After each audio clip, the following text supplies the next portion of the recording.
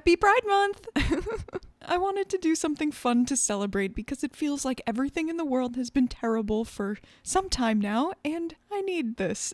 As most of you know, I've been doing an ongoing character design-based rewrite of Winx Club on this channel for a while now. In that time, I've LGBTQ+ified a whole bunch of the cast. So, in this video, we'll be drawing some of the most prominent pairings from my hypothetical Winx Club reboot, and trying to incorporate subtle pride flags into the designs, though I'm not great at subtle. Actually, before we get into the couples, let's start off with some Ace representation. Stormy is a confident, bubbly person who is deeply in tune with who she is. She comes from a proud, loving family and has never felt the need to change herself to conform to society's expectations. She stood tall as the only Cloud Tower hopeful amongst a sea of Althea fans, and never gave in to that peer pressure. This alternate form of magic may still have the tarnished reputation set by the ancestral witches, but in truth, there is nothing inherently wrong with being a witch. The whole reason it exists is because, well, if you don't have fairy wings, you can't just start having them, can you? But also, Stormy doesn't want to suddenly start having fairy wings. That's not who she is, and she's happy with who she is. I really wanted to have Stormy's sticker show off her confidence in herself, so I tried to go for a sort of theatrical pose. If I didn't make it clear enough, Stormy's relationship with her witchiness works as an allegory for her sexuality. She is very aware of her lack of attraction and perfectly content with it. Don't forget though, even though she doesn't feel romantic love, she feels other kinds of love incredibly strongly. Her love for her family, her love for her friends, her love for her magic, and for herself. They're all felt so intensely. That lack of attraction is also what differentiates her from Icy, by the way. Icy is not asexual. She just has a lot of shit going on right now and wants to stay focused. If she hadn't joined Dark Art, maybe she could have met someone and fallen in love. She still blushes when a hot guy gets close to her, but she stays strong for the mission. Unlike Darcy. She's a little bit better at multitasking, I guess. For this design, I wanted to only use the colors of the Aero and Ace flags. I don't know if I'm gonna do that for all of them. Spoiler alert, I don't. I use their regular skin tones. But I thought it would add to the drama of this piece. It's also going to be a lot less clear that this is a pride sticker with just one person than it is with like two women locked in a tender embrace, you know what I mean? So why not really push the colors? I did think about using the joint Aero Ace flag, but in all honesty, I just thought these colors worked better for Stormy. The black is nice and dramatic with the lighting and still part of the flag. I'm really happy with this design. It's very different. I don't ever really play with limited color palettes like this, and it was really fun. It's also actually the first time I've ever drawn something with the explicit plan for it to be a sticker. I just did the tricks in their Gloomix form, and yes, they are available as stickers, but the drawings are also just character art to nail down the design, you know? And when I did Charmix, I didn't decide to make them stickers until after I'd already drawn Bloom, Stella, and Flora, partially because I wanted the stickers for myself. I really like those designs. That was also before I realized how much I would be fighting with Cricut's print then cut feature just to get a few that were actually good enough to send to someone without being completely ashamed of myself. But that's a whole other rant I don't want to get into right now. I'm trying out some other options. Anyways, that's the first sticker done. Now we have one of my favorite ships ever. I shipped them in the original show when I was a kid, so of course I had to make them endgame when I ended up doing this rewrite. Musa has always been a character known for her tumultuous love life, and in my rewrite, one of her exes is literally trying to take over the world, so, you know, tracks. But she is still a hopeless romantic, endlessly chasing the idea of a happy relationship, domestic bliss. And after everything she's been through, it's nice to get to see her have that. That's why it's really important to me that she and Aisha get together before the end of the show, so that we actually get to see them dating. We get to see them interact once they can stop secretly pining for each other and just be cute. Speaking of Aisha, her love life is also pretty important to the the show. She is still devastated at the news of her arranged marriage, but this time she doesn't end up falling for him. Eventually they become friends, sure, and she's beside herself when he's injured by the wizards, but she isn't ever going to be in love with him. You know, the truth is, she's already in love. She has been ever since she joined the Winx, and one girl made her feel more at home than she had ever felt in her life. Musa and Aisha were instant best friends with a deep connection, but Musa was still dating Riven at the time, and Aisha would never do anything to purposefully jeopardize their relationship. Instead, she simply provided comfort and advice where she could, and just yearned in silence. Until season 3, when I finally let them kiss. Musa is bi and Aisha is a lesbian, and they were meant to be. They share common interests in music and dance, complement each other's style of affection and conflict, and provide the comfort and safety they both need as they work through their traumas. I guess I didn't end up being incredibly subtle with the pride flags, did I? Sorry, gang. Still, I think the fact that their flags seem to just kind of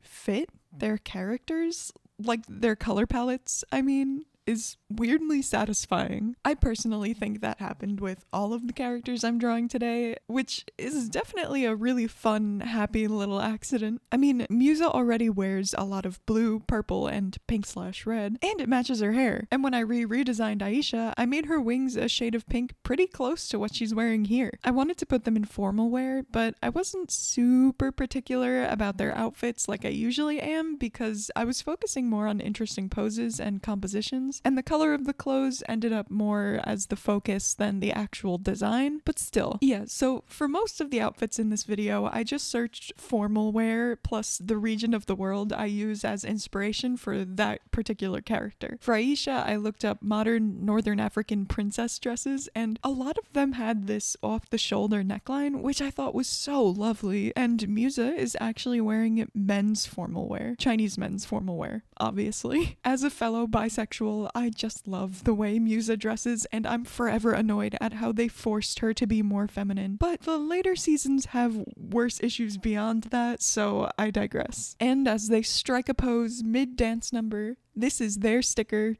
done. Flipping the coin to the other side, we have Riven and Nabu. This is a couple I put together for the rewrite just because I thought it would make sense, but they've ended up meaning a lot to me. Riven, of course, has a rough exterior. He's been through a lot in life. Coming from a very poor part of Heraklion and just wanting to do something good with his life, he ended up at Red Fountain. In order to protect himself, both physically and emotionally, he's had to really amp up the machismo. But he's not on his own anymore, and now everyone just kind of sees him as an asshole. Doesn't help that his fist twitches at the thought of the monarchy, and he was made to be roommates with the prince of his kingdom and his little bodyguard, even though he had them switched at first. The ostracization from his teammates left him feeling rejected and angry, and he ended up finding connection with a very unfortunate person. His relationship with Darcy was intense and exciting, but brief. After she broke his heart by letting evil into hers, Riven rebounded to someone who knew exactly how that felt. Later, as the Winx and the specialists prepare to embark on a journey to Earth, Nabu stows away on their ship thinking he'll just be ending up at one of the schools. He wanted to get a glimpse of the young woman his parents have arranged for him to marry, in a way that is kind of creepy, huh? Dude was looking through a lens of nobility and high society and really severe impulse control issues, and basically just ended up following Aisha around for a little while. Gross, obviously, but Nabu is not the most grounded person. After being found on the ship and thrown in a holding cell, rightfully, the still intensely repentant Riven insisted on being the one to watch over him. He was still on a personal mission to redeem himself after turning against his team in season 1, and though they've only been dating for a few months, he and Musa have already started to fight a lot. Over time, as Nabu came to be more trusted by the group, he and Riven became best friends. When Nabu wakes up from the coma he went to after the fight with the Wizards of the Black Circle, they realize their feelings are not platonic after all. Riven is able to be vulnerable and soft with someone who accepts and welcomes the devotion through which he shows his love. Nabu has someone to ground him. Riven can hold him back when he needs it, but he also appreciates his relentless search for knowledge and the truth. Both also have their own brand of dramatic flair to play off of each other. For their outfits, Nabu is dressed very snazzily as usual, but I felt like even when dressing up, Riven probably wouldn't go super hard. So I put him in a button-down dress shirt and slacks. But of course he has his sleeves rolled up and even one of his swords, ready for action. I gave Riven the colors of the Bi flag and Nabu the colors of the Men Loving Men, aka Mullum flag. I think Nabu probably doesn't care too much about labels when it comes to stuff like this, but I'll be damned if he ain't a man loving a man. So there's another sticker done. For our final design of the day, we have the absolute sweethearts, Flora and Helia, childhood friends that reconnected years later under very different circumstances. Both grew up in the small Solarian city of Linfea, the home of the sacred garden of one of the very first fairies to ever live. This city is very integrated with nature and highly values the spiritual connection they hold with the mother dragon. Both Flora and Helia deeply love their home. Throughout the entirety of the first season, the rest of the Winx met their boyfriends. Besides Aisha, I guess, but she came in late and she had a bunch of kidnapped pixies to worry about, and she's gay. Of course, Flora was happy for them, but